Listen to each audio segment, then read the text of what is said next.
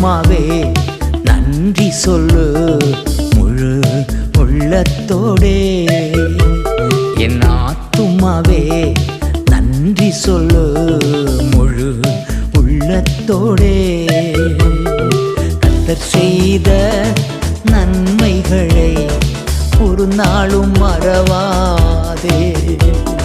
கர்த்தர் செய்த நன்மைகளை ஒரு நாளும் மறவாதே.